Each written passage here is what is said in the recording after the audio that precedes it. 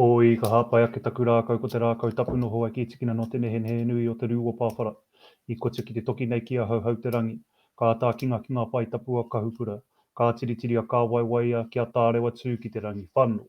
Whano tū mai te rākau haungi e hui e tai ki e. Nau mai haere mai, nau mai whakapiri mai, nau mai hoki mai ki a koutou katoa, tira ki a tātou katoa e ruku ki tēnei wānanga. Kia ora everybody, I am your MC for today. Welcome back to those who joined us yesterday and welcome to those who are joining us today. I'm the MC for today, Tame Malcolm. And before we get into it, I'll go over some housekeeping and technical info for us all. Seeing as we're all new to this online conference stuff, I think it's only important that we get our heads around it right.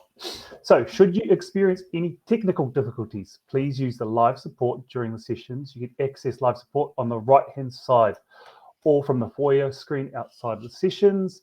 If you do experience any viewing issues due to your internet bandwidth, please click on the audio video issues text located right below the video and choose one of the backup streams which are lower latency.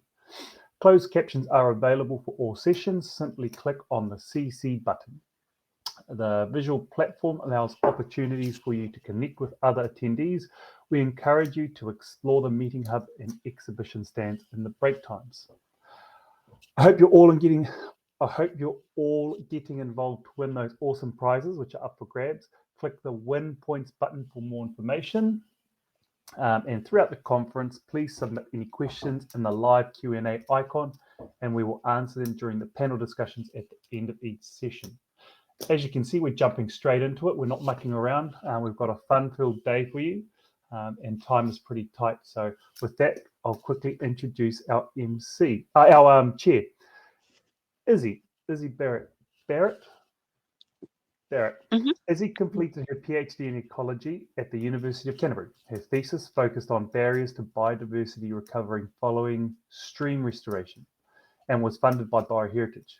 She is now a lecturer in river restoration practice at the Waterways Centre for Freshwater Management at Lincoln University and the University of Canterbury. Nice. Kia ora. Looking forward to hearing from you later as well. Right now, we're doing really good for time. And so we're going to pass on to our first speaker. Hopefully, if no one's running late and no one's getting their cup of teas and stuff like that. You've all joined us nice and fresh. And so with that, I'll introduce our next speaker. Bear with me, I'm trying to get my screen sorted as well. Our next speaker is Graeme Marshall. Graeme is co-chair of Tauranga Moana Biosecurity Capital and director of Kiwi Fruit Vine Health. He's held a number of biosecurity positions. He is currently director of the Port Taranaki and independent chair of Mount Air Quality Working Party. Having chaired Tourism Bay of Plenty in Cruise New Zealand and been a director of New Zealand's largest transitional facility, he has extensive knowledge and understanding of supply chain and biosecurity risks pathway.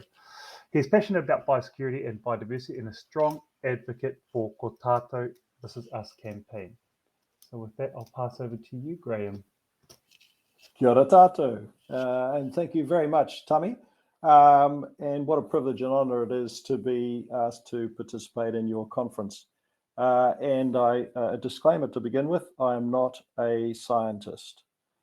I want to talk to you about collaborating for success, and this is a crazy, ambitious idea that's helping transform the way we are doing biosecurity. Thriving biological heritage means maintaining and enhancing our biodiversity. So how does biosecurity fit into this? Well, biodiversity, as you know, and biosecurity are intrinsically linked. Put simply, biodiversity is the why, and biosecurity is the key to how. I want to acknowledge the importance of heritage science challenges undertaking and your commitment to collaborations. I'd also like to pose a few questions for those of you in attendance today. How well are you as a biological heritage science challenge stakeholder disseminating knowledge to the wider community? Are you connecting with the right audiences? How effective are your networks, and how could you achieve greater reach? How could you add more value to a wider audience by promoting the work you're doing? And are you having the right conversations to understand what your communities and society's priorities are? And one more thing, do you know what research business and iwi are doing that could support your work? Okay. This crazy and ambitious idea. It's a very simple model. I'm talking about the Tauranga Moana Biosecurity Capital, or TMBC. Last year, Bioheritage New Zealand adopted TMBC as one of its flagship sites, and we're currently discussing a more formal arrangement. TMBC vision is leading and taking collaborative action towards biosecurity excellence. But how did it come about? Well, it was inspired by the Kotato This Is Us campaign. This campaign is a recognition that Biosecurity New Zealand, or MPI, cannot protect us from biosecurity threats on its own. It takes all of us. Many of you know a lot about and have supported the Kotato campaign. Its goal to create a biosecurity team of 5 million, and TMB of that initiative. TMBC stemmed from a belief that Tauranga had a concentration of passionate biosecurity leaders who could give effect to the Kotato aspiration of a regional exemplar of the biosecurity team of 5 million. This coincided with the desire by local tangata whenua to protect Mo'o, our iconic maunga, from myrtle rust. Alongside the lead taken by MPI, local industry, KVH, and you'll see Kiwi Food Fire Health come up often, and research institutes offered their support to the Myrtle Rust project.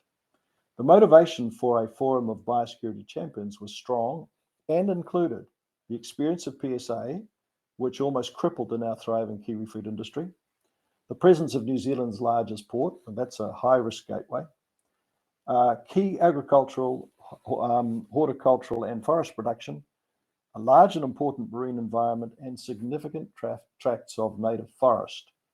There's a lot at risk, and we have much to protect. We're blessed with a number of important science, research, and education facilities in our region, working in and on marine and terrestrial biosecurity, and a Māori community passionate about the recognition and promotion of cultural knowledge and values being applied to biosecurity. TMBC is now a collaboration between mana whenua, industry and business, science institutions, educators, community, central and local government. It's a coalition of the willing and an exemplar of regional biosecurity collaboration and partnership. Tangata whenua is a partner in this kaupapa and is supported by our Māori caucus. Our work is underpinned by Biosecurity New Zealand through their Kotato team and the Bay of Plenty Regional Council. Both entities are highly engaged and very, very supportive. At the core of TMBC is passion, commitment, and collaboration. And I just wanted to show you our leadership team, and you will probably recognize many of them.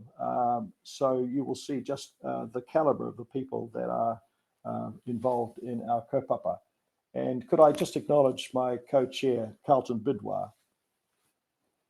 There's not enough time to talk about our program in detail, so I'd like to highlight some of TMBC's activities, particularly as I believe they relate to the biological heritage goals of empower, protect, and restore. So TMBC is guided by 4 pillars, and I'll highlight the key elements of each. The first one is biosecurity awareness and collaboration. Partner forums are a key part of connecting to grow awareness and draw attention to current topics, big picture thinking, and updates on future risks, good practice, innovation, science, and research. These cover both local and national subjects, and our next forum is to meet and connect with the team at Biosecurity New Zealand based in our region.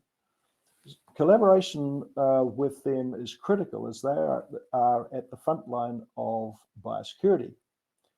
while we appreciate the relationship we have with Biosecurity New Zealand senior personnel, how the national strategy is interpreted and how effective our biosecurity is in our own region relies on the frontline staff. The point in highlighting this particular session is that we often overlook the people doing the mahi in our own backyards. They have so much knowledge and wisdom, and yet often receive the least recognition and are less connected to the wider community of interest than their head office colleagues. Communication is a key aspect of our promotion of biosecurity awareness and excellence. In addition to our newsletter and our social media channels, we bring a network of biosecurity communication practitioners from across our membership to help extend our reach and plan our marketing campaigns. There is huge leverage by having our partners using their networks to promote our cause. Collaboration is a key to our success. The network of networks between and within our membership, sharing and promoting members' resources and tools is a real success story.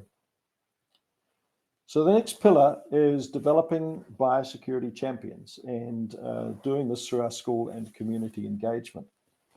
We've agreed to support the distribution of biosecurity packs through the House of Science.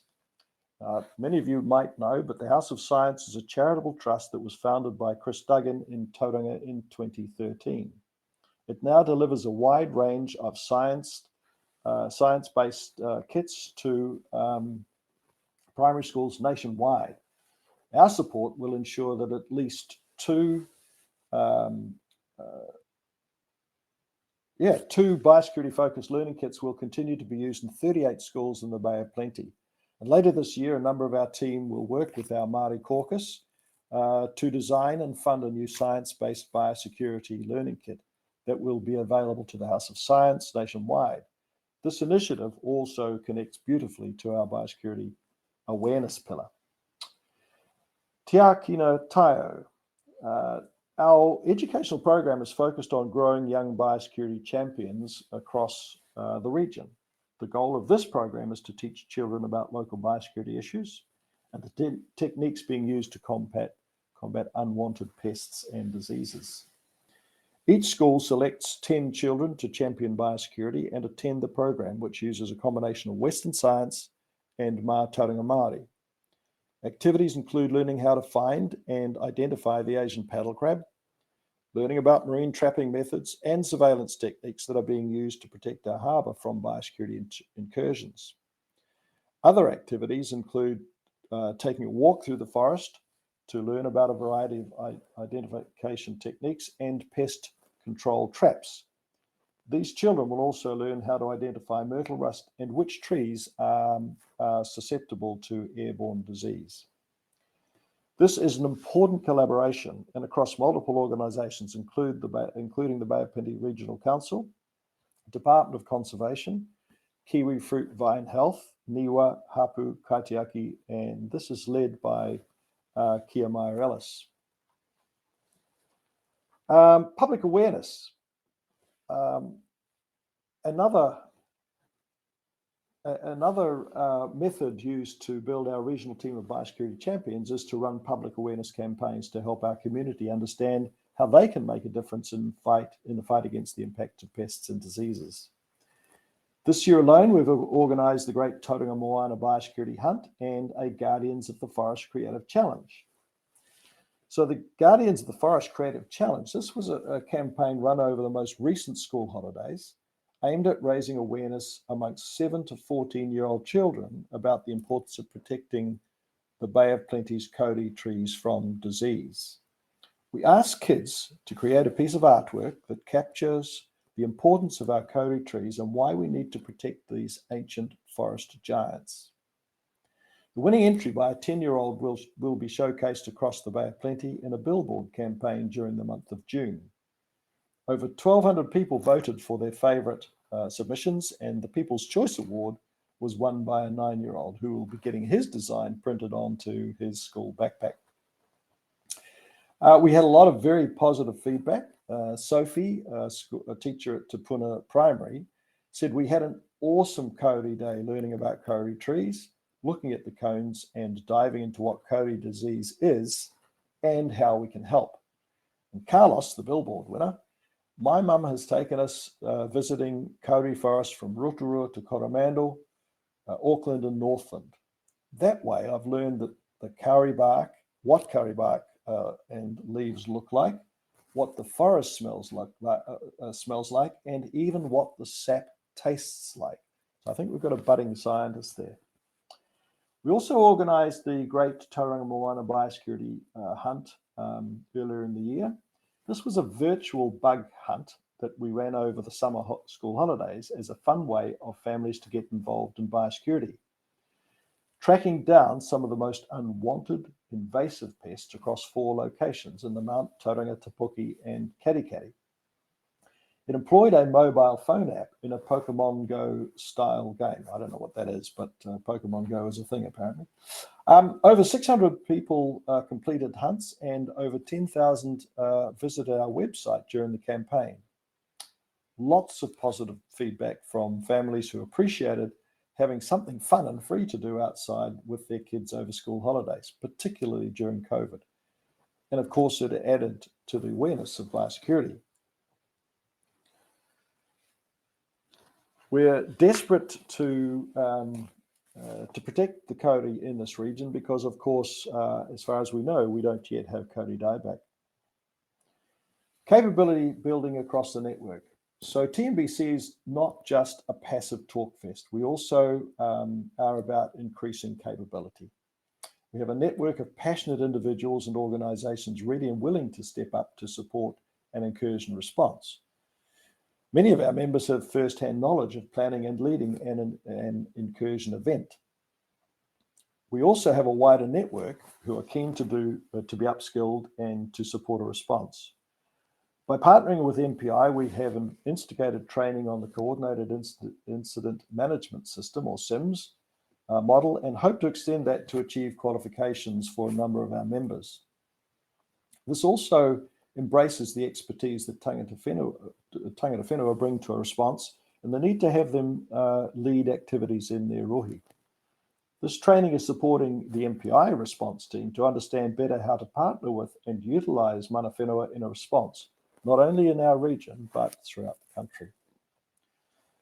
Myrtle rust has now been discovered on Moa.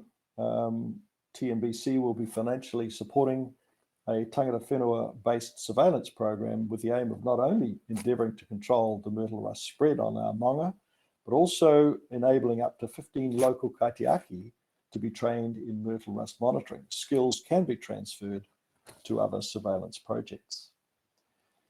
Kaitiaki tanga waenanga have also been a very powerful tool to increase the understanding of non-Māori members in our network of Te Ao Māori, tikanga, the significance of whakapapa, and mā tauranga. Through understanding comes greater collaboration and connection. And we have had around 60 people through these wānanga with a wait list for future events. Kaitiaki and kaitiakitanga is so often glibly thrown around without an understanding of what it truly means to Māori. So we're trying to get a much deeper understanding so we can be authentic in that space. Spotlight on biosecurity. Well, each year, much like you're doing with this conference, we hold a symposium and support a number of our member initiatives. Our symposium this year will be an in-person event in Tauranga on the 30th of August. The theme this year is the Biosecurity Reset, working together to strengthen the system. As you know, COVID has been incredibly disruptive. As a result of the pandemic, there is a significantly heightened understanding of biosecurity risk as it impacts human health. It's an ideal time to reset the way we approach biosecurity. There is a team of 5 million who know much more about the elements of the biosecurity system and the language and descriptors than they did pre-COVID. There's also a lot more publicity about biosecurity loss. Almost weekly, we see TV news items featuring at-risk species and ecosystems. So the time is right to talk about the biosecurity reset and reshaping the future through biosecurity excellence. So that's the overview of the pillars of our program. So how do we fund TNBC? So the crazy thing about this ambitious project is that the funding has just flowed in. People like our story. It adds value to their biosecurity aspirations. For companies, there is an element of social license and access to a network which is providing real value. MPI and the Regional Council also like the model because as cornerstone funders, there is a commitment from other organisations who contribute almost a third of our funding. We haven't just put our hand out to the regulatory authorities. Our members have stepped up in a true spirit of partnership. Our funding partners collectively recognise that we do more together to protect our region and are willing to invest in it. We're deeply grateful to their very generous support, and especially to Bioheritage for your support also. So what are some of the challenges to and opportunities for greater collaboration in achieving a thriving biological heritage? And what does success look like? Improving the connection between science and the community. We need to make sure that the outcomes of science and research is simplified and relevant. It can seem almost like another realm for many, especially when there's often little readily available tangible evidence or understanding of what value is being added and the positive outcomes achieved. Telling the story, there's great work being done, but the stories need to be told. For example, Bill Dick, who many of you will know, gave TNBC Partners Forum an update on the work coming out of the Biological Heritage Science Challenge. The attendees were astounded at the scope of the research, the potential innovation, and the application to supporting biosecurity and biodiversity. Joining up effort. As an example, there is apparently a lot of money being spent on myrtle rust research. How extensive is the community connection to this work, and is it reflecting what tangata whenua and the public want to see as outcomes in their regions? The next great technology leaps.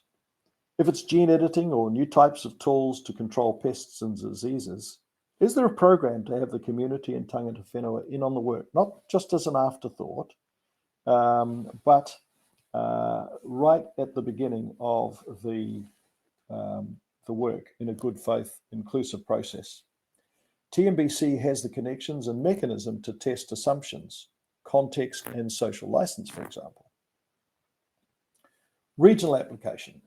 There is real benefit to have a collaboration like TNBC in each region to test local conditions, attitude, and tikanga. Leaders and champions are required to ensure that this collaboration is extended throughout the country. There are currently conversations taking place in Taranaki, Northland, and Canterbury, which will need support. So please engage in your region's efforts to establish a biosecurity champions group and get active in it, please. Understanding risk. In the commercial world of biosecurity, understanding emerging risk is a critical element of preventing pests and diseases and informs readiness and response planning. Can the same be said for our natural environment? Other than Cody dieback, what do we know about other pathogens in our forests? Do we even know what they are? And what diseases are they causing in our ngāhere and other natural ecosystems? So is there an opportunity to use what the Bioheritage is doing in smart surveillance to establish a biosecurity surveillance network to detect new pathogens early enough so there is a chance to eradicate them? I have a block of native forest, and all around our region, the tanikaha is dying. It took a while to get anyone interested in this problem, but fortunately Scion have taken up this cause and potential risks as, but what are we doing to proactively seek out what the potential risks are in studying these events as a matter of course? And finally, practical application.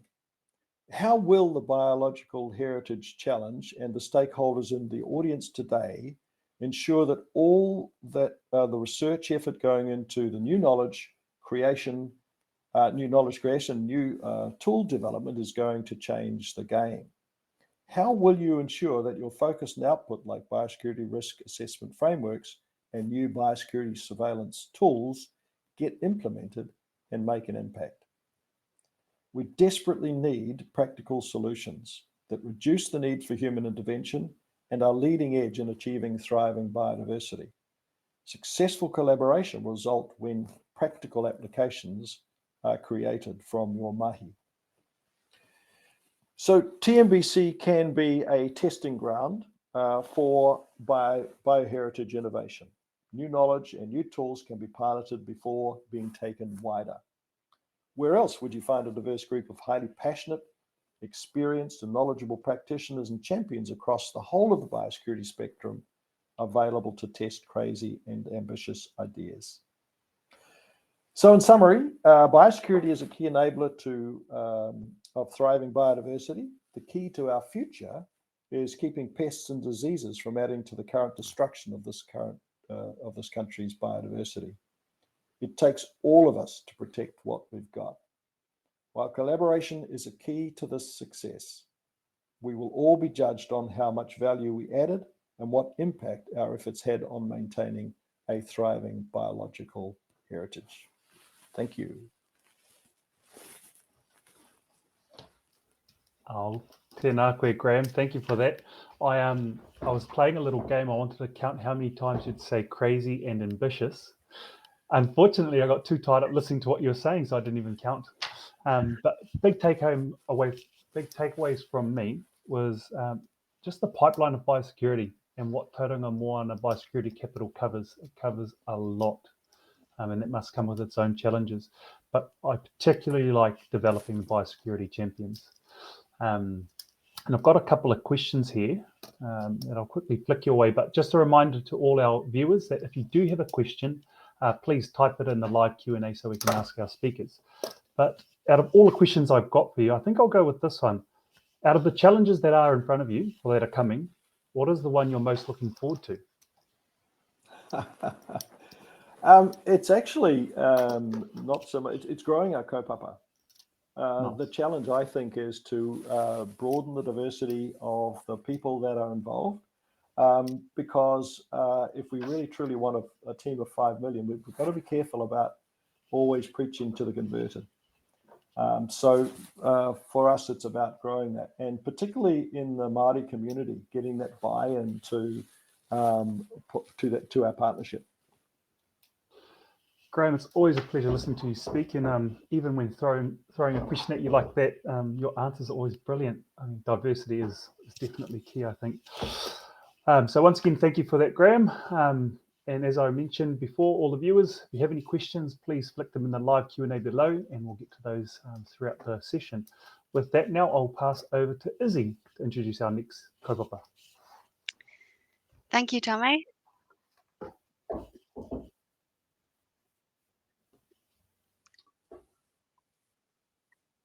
Oh, sorry. Actually, we do have a question, and we are tight on time. So sorry, Phil, I'll have to go to Jesse's question. Kia ora, Graeme, do you have any advice on how to transfer engagement with children to long-term adult engagement after schools? Oh, that's a challenging one. That is a challenging one. Look, I don't. I guess it's about getting them involved in the programs that we run. So if we can design programs that keep them engaged each year, that's the way to go. But also, I think the schools are critical in this. We need to ensure that there are programs like the House of Science program and others continually coming through that learning process. But no, I think we're a team of 5 million. It's going to take all of us to answer that question. Nice. All right. With that, we'll pass over to Izzy, but thanks again, Graeme, and thank you to those who do flick questions through. Cool. Well, tēnā koutou, and thank you again, Graeme, for a fantastic keynote presentation. I hope you're all really enjoying the conference so far, and it gives me great pleasure to introduce the first research project in the spotlight this morning. People involved in our biosecurity system need to be able to identify and prioritize the biggest risks to their sectors so they can make the most of their funds and resources. He Tangata, He Taiao, He Ōhanga investment team is working to ensure system participants, and particularly mana whenua, are able to be actively engaged in the identification and prioritization of biosecurity risks. The team are incorporating information from a holistic set of values into a biosecurity risk assessment framework. Now, I understand the three presenters in this session have grouped their presentations together into one biosecurity epic. So I'm delighted to introduce Melanie Newfield, Christine Reed, and John Kean. Melanie is an independent contractor working in the areas of risk assessment, decision-making, and biosecurity. Christine is the biodiversity manager at Pukaha National Wildlife Centre near Masterton. And John is a population ecologist specializing in biosecurity and biocontrol, and is a senior scientist at AgResearch. And once again, please don't forget to post any questions in the live Q&A ready for the panel discussion after this presentation. So take it away. Ngā mihi, Izzy, and morena, everybody. It's my pleasure to introduce this really exciting and very challenging project for Strategic Outcome 3, He Tangata, He Taiao, He Ōhanga. Now, this is a value-based biosecurity risk assessment framework development for Aotearoa. It's co-led by John Kean and myself, with our Māori advisor, Albie Marsh, as well. And as you know, and as Graeme's already pointed out, we've got an increasingly complex international trading environment. We've had an acceleration of global spread of pests and diseases. And along with that has become a greater community awareness and demand for transparency in the decision-making and their involvement in biosecurity. Particularly with the advent of myrtle rust and kauri dieback in New Zealand. And there's been a perception that they're economically based decisions. And so what we're striving out to do is to try and bring more of that values into biosecurity decision making. So if I just cover who our research team is for you. It's a very diverse team. It's transdisciplinary, it's from multiple organisations, from central and local government through to industry. We've got a diverse range of researchers who are economists, ecologists, social scientists, Māori researchers. We've got some independents like Melanie and myself. And we've also got some new researchers, which you'll hear a bit more about from John later, from the University of Auckland and the University of Canterbury. So as Izzy's mentioned, the objectives for Strategic Outcome 3 are really to bring greater participation to the biosecurity system. And the team of 5 million is actually active in identifying and prioritising risks.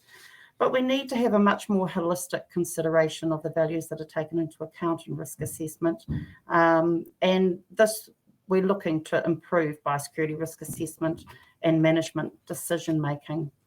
So if I just move on to a bit of a definition of risk, I'm sure it's pretty familiar to everyone, but it can be thought of as a likelihood of exposure to a hazard potentially causing harm. If you think about this in this kind of diagrammatic way, it could be something like a hazard or an organism causing a spark. In biosecurity, we normally talk about organisms. And then the fuse is the likelihood that it will go to a bomb and cause some horrific harm. So we, in the interim, we can apply risk management to the fuse if we understand what that harm is and diffuse it. So, but our bomb really needs a better understanding. What are those values and what are the vulnerabilities that are threatened in Aotearoa? So in our very first year of work, we've done a current state review of the knowledge around values in New Zealand. A literature review of how you dice and slice up these has led us to try to represent this in quite a very holistic way, but also quite segmented. While we're dividing it into economic, environmental and social cultural values, there are very many connections between these. And although we haven't got as far in looking at what the values of Te Ao Māori are, they are very similar in some of those values that we're finding in some of the other spheres. We have got a Māori panel who are about to help us pull together what that current knowledge is around Te Ao Māori, but you'll find later, as John talks about Tracy's work in particular, that there are quite a few overlaps. So if I move on to He Tangata, or people, this is led by AgResearchers Susanna Finlay-Smits and the team, and her review of what do we know about social cultural values in New Zealand has demonstrated that really values vary widely, even within groups. And we're all, it's very important around place-based values. They're very important to all New Zealanders and also particularly to Māori. So there again, we have links to Te Ao Māori.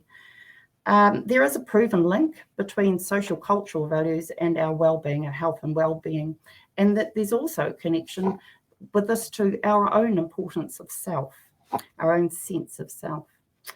So we need to really understand and engage with the context in which these values are derived. It's not just about the values themselves, but it's a whole lot of underlying issues, as Susanna points out, around issues of power and social justice. And that context is really important to being able to interpret those values in a decision-making context.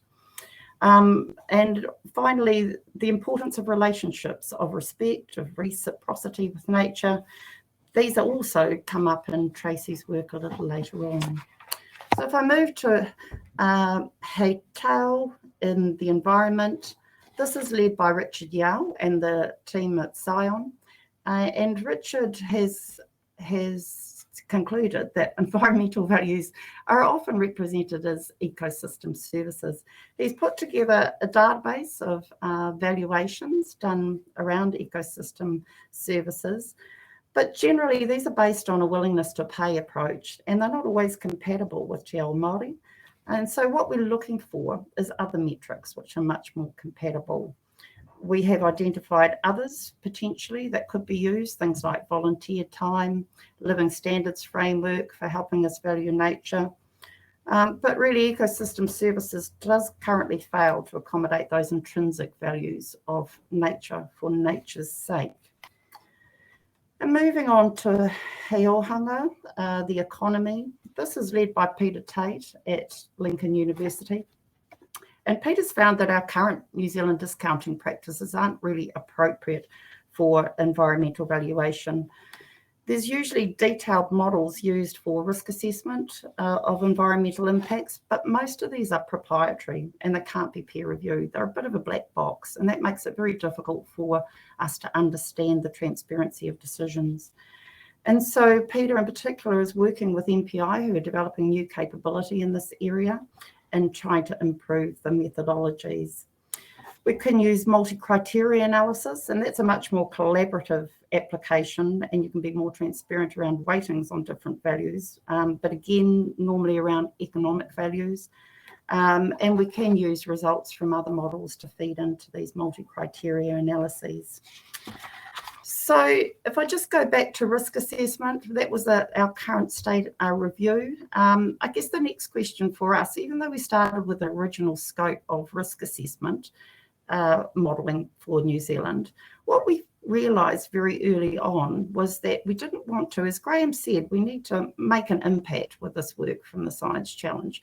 And there's no point coming up with yet another risk assessment framework. And Melanie has reviewed what's out there and found that there are multiple frameworks, and some are not currently used and some are being applied inconsistently.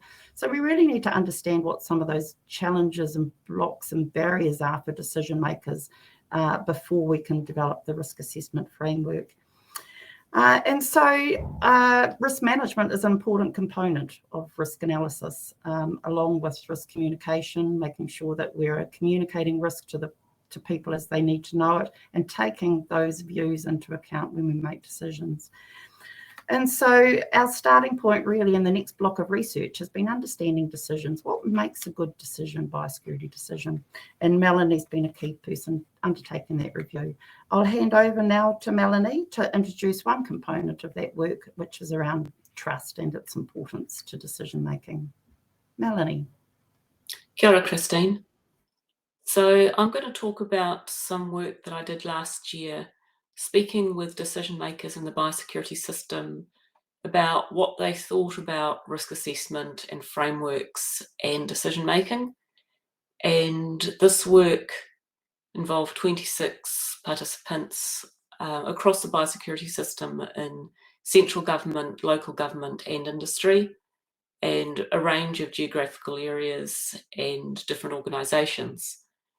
And that was, you'll notice I'm not naming organisations or participants because I interviewed them and their answers were provided confidentially, so that people could speak freely. And what I did was I did what's called a semi-structured interview. I had questions, but they were able to speak around those questions about what they wanted to say, about what they thought about risk assessment and its role in decision making. And I'll just move on to the next slide. When you speak to 26 people and you do interviews that range from probably 30 minutes up to about 75 minutes, you generate a huge amount of qualitative data, and that poses its own challenges. And I've come from a traditional biological science background, so it's quite a different approach to analysing qualitative data. Very briefly, the method I was using was thematic analysis, and that's actually there's actually multiple methods under that name, and the form that I was doing more fits within the title reflexive thematic analysis. It's a process of becoming very familiar with your interviews, which are your data, and then coding pieces of that data to look for patterns of meaning, and eventually from that you develop themes. And you probably, if you're coming from a traditional science background, you're probably thinking, well, that's going to be really subjective because you'll have all your own opinions and all of that. And the answer is yes, of course. Nobody is free of having their perspective or viewpoint. And so the process of the reflexive thematic analysis is really being very conscious of that and noticing it and recognising the role it plays. So for me, I mentioned the traditional science background. I've worked in risk assessment for MPI for 16 years, and I've worked in advising decision makers. And before that, I was in the threats part of Department of Conservation for 7 years. So biosecurity is something I'm really familiar with. I'm really an insider in the biosecurity system. I knew a lot of the people I was speaking to. If I didn't know them, there were very few degrees of separation. It meant that I understood a lot of where they were coming from, but it also meant that I was probably making assumptions about what I already knew. And so that was something just to be very conscious of.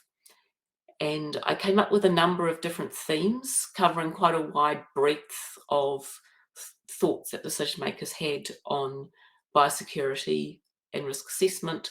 I'm only going to speak about one because it's 5 minutes. I'm conscious of time. So the one that I've chosen to talk about is one which I think might be interesting to other researchers who are thinking about developing frameworks, and that is trust is really central to participants' views on risk assessment quality and usefulness. And what I found is that the decision makers trusted some risk assessments and they trusted some advisors and not others. It wasn't a case where some decision makers were really trusting and some were really suspicious and skeptical. It was that they all trusted some and not others. And what showed up the most was the trust that they had in those doing the assessments, or the trust they didn't have in those doing the assessments rather than the assessments themselves. One decision maker said to me, for me, it's really important who's telling me that information. And that poses opportunities, but also real challenges. Certainly, in my own experience as an advisor to decision makers, trust played a really central role in the role of risk assessment. So that's just one of the themes. but was, I think, an important one. And now I'll hand over to John, who's going to talk about some of the students' work in this project. Kia ora, John. Hi, thank you, Melanie. Ka pai. So we were asked to highlight some of the work that's being done by our younger researchers, and so I'm going to talk about 4 student projects right now, starting with a joint PhD with NRT3 that is being worked on by Tracy Godfrey. Now, Tracy may be a familiar face to many of you.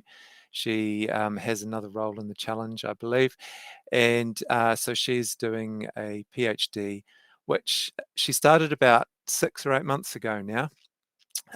So it's still quite early days for her. She's just coming up to her finalizing her plan and her confirmation and so on. But at the moment, she's tentatively titled her thesis Whakahokia Mai Te Wairua, Creating a Biosecurity Decision-Making Framework at the Interface of Science and Culture. And that's a pretty good summary of the space that she's working in. How do we create a decision-making environment that works well for all New Zealanders, including tangata whenua and mana whenua. Now, she's identified 4 underpinning principles which she thinks are going to be particularly important and that she will focus a lot of her work around. And these are whakapapa, tau utu utu, tuakina teina, and mohio. Now, you may recognise some of the concepts here as some of the same ones that appeared out of Susanna Finlay-Smith's review of the literature around social cultural values. So Tracy has come up with these independently, but it's really interesting that concepts like reciprocity and relationship-based learning have that commonality across cultures. Now I'm going to talk about 3 University of Canterbury master's students who are just starting this year. We're very excited to have them on board. The first is Aspen Berry, who's Kaitahu, and she's doing a master's in strategic communication, and she's going to be focusing on a myrtle rust case study and trying to understand how communication has played a role in how Kaitahu have understood the risks of myrtle rust. And so she has a framework in mind which is around the interest influence space and identifying who the key players are and so on, so that you can focus your communication strategically to get the best outcomes that you want. Our second Masters of Communications student is Will Eason, and he's particularly interested in how do you get urban populations to support biosecurity, especially given that it's largely rural populations that benefit directly from keeping pests and diseases out. So he's looking at a couple of case studies where we have had responses in New Zealand, the Queensland fruit fly and the red imported fire ant, and looking at how communication was done and what worked, what didn't work, what might be done better in the future. And finally, we have Dominic Bain, who's doing a master's in psychology, and this is picking up on some of the issues that Melanie mentioned earlier around trust, and that Christine mentioned around sorry, it was Melanie again, around the background of people who are making decisions and interpreting risk information. And so Dominic is going to be doing his master's on what the role of intuition is in risk-based biosecurity decisions, and he is going to be working with MPI's incursion investigators, who are the frontline team that first respond to reports of risk organisms and have to make some immediate decisions around what to do about those risks. We're really excited about all of those projects. But all of the work that we've talked about this morning is really feeding into answering the question of what makes a good biosecurity decision, because that's not really clear at the moment. We know that there are lots of biosecurity decisions being made all the time, but we all have different impressions of how good those decisions are. So we are trying to really understand what makes a good biosecurity decision so that we can, in the last couple of years of this project, develop a biosecurity decision-making framework that delivers good biosecurity decisions. And that's essentially what our project is about. Kia ora, I think that's my last slide. What a great presentation. I can see a couple of questions have come through, and we're joined again by Graeme and Tame, hopefully. Yep, to kick off our Q&A. So let's have a look. We've had one question come in, which is, are iwi and marae communities reflected in the interviews, or were they interviewed? This person is interested in how the reciprocity back to iwi, hapu, and marae communities through this biosecurity risk assessment framework is practiced and enacted. I think probably, Melanie, you're the one to answer this question. Yeah, so in this particular work, the one that I spoke about, no. And it was particularly focused on, wasn't trying to necessarily exclude any group, but it was particularly focused on those who are currently making decisions in the biosecurity system. But what we are doing now, and it was simply not, the decisions weren't made necessarily at that level. That's not necessarily where we want it, but it's where it was. What we are doing in the project about what makes a good decision is that we have a piece of work with Sean Awatere from Anaki Whenua AgResearch, which is specifically looking at mana whenua views on what is a good biosecurity decision, because decision makers really do need that information to understand better those views. So yes, we are, and we're trying to get that in a way that's appropriate, so that it's not Pākehā researcher walking in there and going, I want Māori views. That's not the way to do it. So yeah, we are working on that. And I'll just add to what Melanie has said and point out that Tracy's PhD work is very much in that space, trying to give a voice to local Māori to have an input into biosecurity risk-based decisions. And Aspen's work is also in that interface space too. So we're pushing hard to try and get those values and those inputs built into the system too. Thank you, Mary.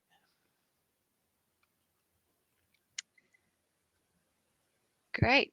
Well, we don't have any other specific questions through from the audience at this point. So if anyone wants to put anything in the live Q&A, now is the time. I had a couple written down. One was, I guess, for Melanie, which were, I was curious what some of the other themes were that came up in your analysis. Yes, so there were two other main themes that I spoke about. One was, it was really about the values that decision makers were considering, because there's a perception that the considerations are largely economic, driving biosecurity decision making. What I found was that decision makers really were considering a wide range of values, but not in a consistent or structured way. And I think that a lot of the time they were attempting to consider a holistic value set, but everyone had a slightly different way of doing it, and a slightly different opinion on what that meant.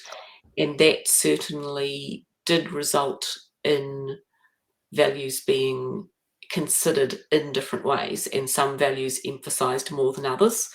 So the decision makers I spoke to had generally a pretty good understanding of how to consider economic and a lot of environmental values, but they struggled far more with social cultural values, understanding the views of mana whenua, and that was reflected in their decision making. So that was one of the other themes. And the other theme that I spoke about was that actually structured frameworks are not that widely used in biosecurity decision making. And where they were used, they were not used across different types of decisions and different types of organisms. It's not one framework that is picked up and used in different places for different reasons. Each one that was used was very specific to like one group using it. And so they were often directly designed for that purpose. And that was somewhat reflected in the literature review as well, which found that a lot of the frameworks developed had nothing about implementation in them. And what they found in a conservation review is that 75% of structured frameworks that were published for conservation had nothing about how they were going to be implemented in the publication. And not surprisingly, there was a correlation between that and not getting used at all. So there are some sort of challenges to think about. So I spoke quite a bit about that, but I also found that decision makers had different ways of thinking about decision making processes that weren't step by step by step. Thank you. We've had a couple more questions come through.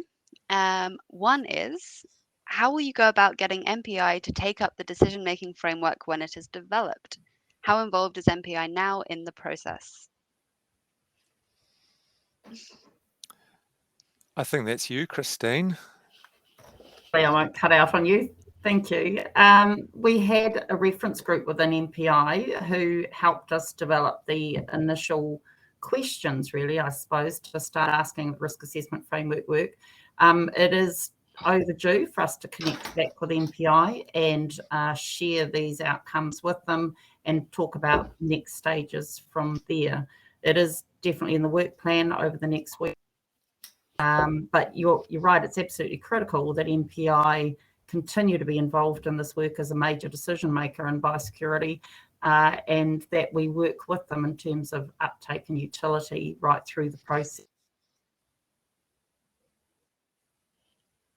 Conversations that are being generated. So having a common understanding about what some of these challenges are, what some of the issues are, and some of the limitations to some of the methodology.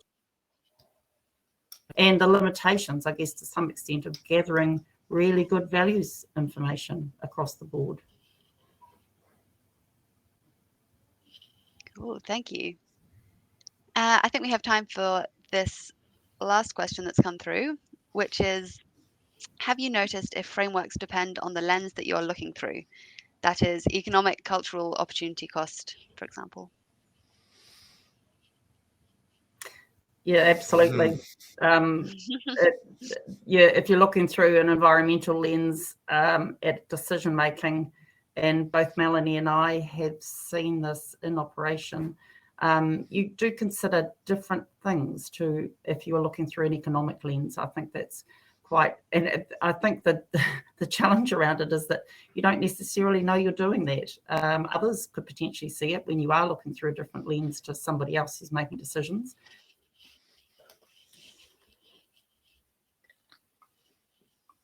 Christine seems to have frozen, so I'll sort of step in there. There's certainly just the different lenses. One of the things that was curiously apparent was the way that decision makers were all driven by different pieces of legislation. And even the different parts of the Biosecurity Act tell you to consider there's different wordings for the values. And so that's, there are so many subtle things which are affecting the lens with which you look at your decision making. And I think whether you're looking at importing risk goods, an unwanted organism, or a regional pest management plan, you have actually got a different set of values that your legislation tells you to consider, and that is going to have an influence. So it's really complex and interesting to look at. And we've actually been in discussion with the University of Canterbury Legal Department, they're interested in us. They're trying to convince us to fund another master's in looking at the legal frameworks that are around biosecurity, because it is such a complex area with so many different acts that are not always compatible with each other.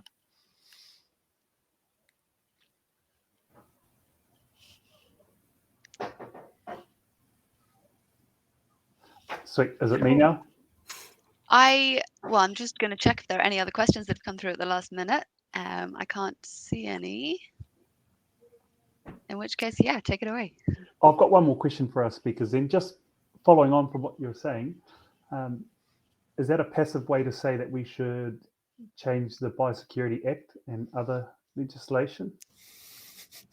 I think one of the things that I noted was that the Biosecurity Act is under review at the moment, and that was reflecting how it was at the time. But I would say that you're not going to get a different result with the same tool. That sounds cryptic. John, it sounds like you were going to say something. No, I was just going to, I think there's another question there from Norman Dandy. Well, I can see one down the bottom, which is, will you be exploring the differences between values at different scales? I think that's a really good question, Norman.